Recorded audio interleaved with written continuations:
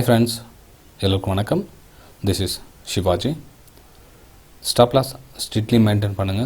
Stop loss போட தெரியல அப்படினா stop loss போட கத்துக்குங்க. Stop loss போட கத்துக்கிட்டவங்க உங்களுடைய டார்கெட் என்ன நீங்க ஃபிக்ஸ் பண்றீங்களோ அந்த டார்கெட் வரைக்கும் கம்ப்ளீட்டா ரீச் ஆகற வரைக்கும் ஹோல்ட் பண்ணுங்க फ्रेंड्स. ஓகே?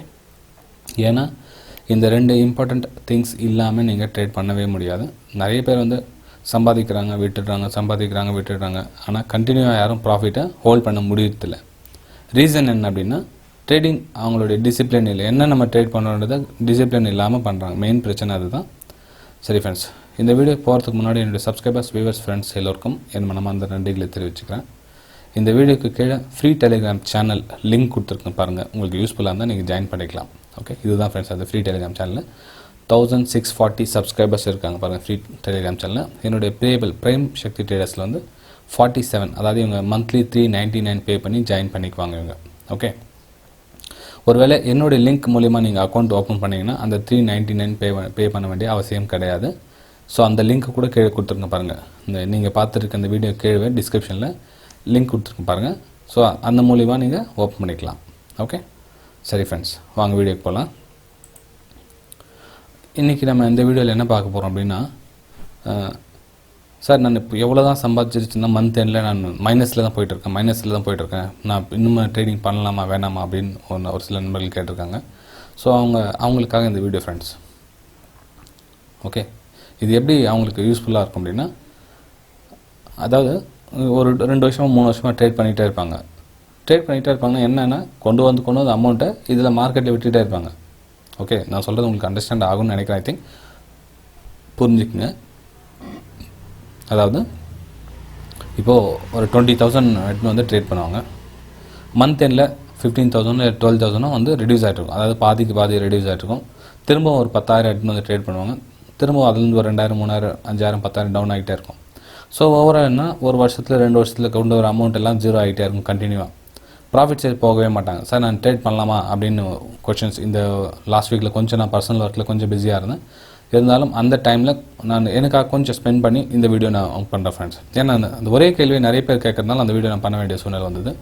சோ அவங்களுக்காக இந்த வீடியோ.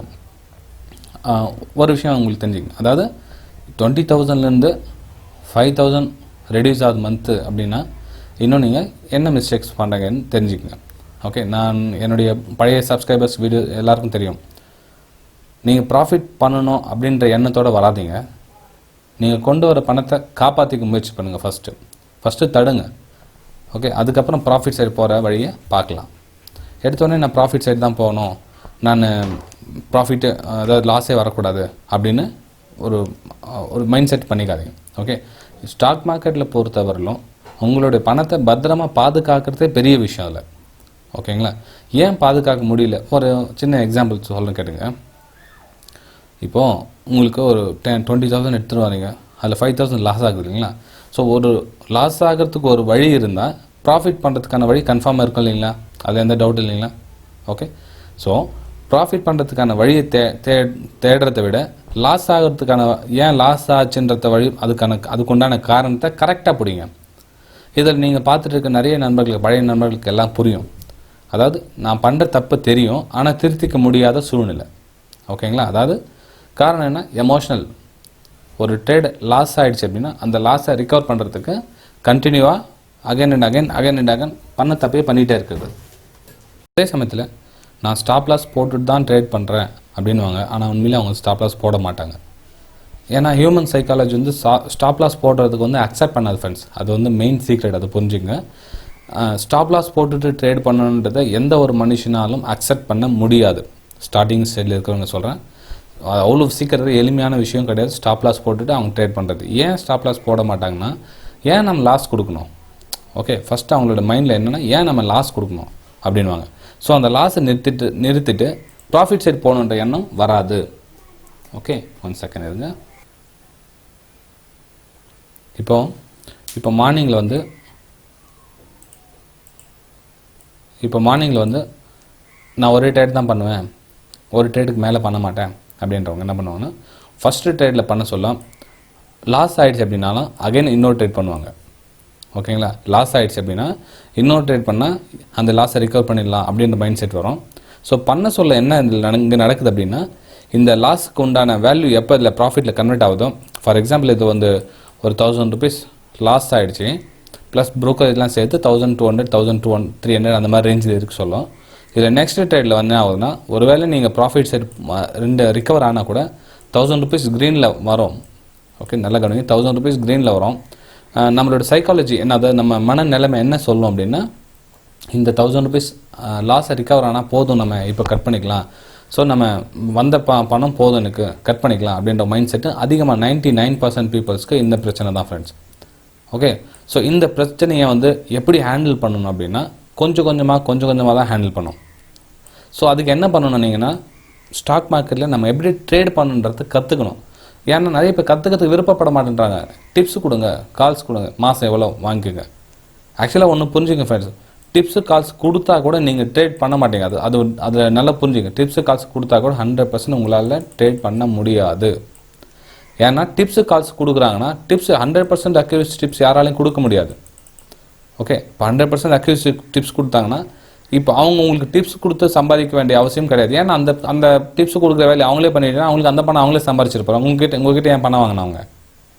ஓகே, இப்போது ஒரு அக்யூரேசி ஒரு 60% நீங்கள் ஓரளவுக்கு அக்யூரேசி இருந்தாவே நல்ல ட்ரேடருக்கு அடையாளம். நீங்கள் அதை விட்டுட்டு மற்றவங்களை டிபெண்ட் ஆகாதீங்க. நான் ஒரே ரிக்வஸ்ட் என்ன சொல்கிறேன், நீங்கள் ஒருவேளை இந்த வீடியோ நீங்கள் ஃபஸ்ட் டைம் பார்க்கலாம், இல்லை ரெகுலராக பார்த்துட்டு இருக்கலாம், மற்றவங்க மேலே டிபெண்ட் ஆகாதீங்க.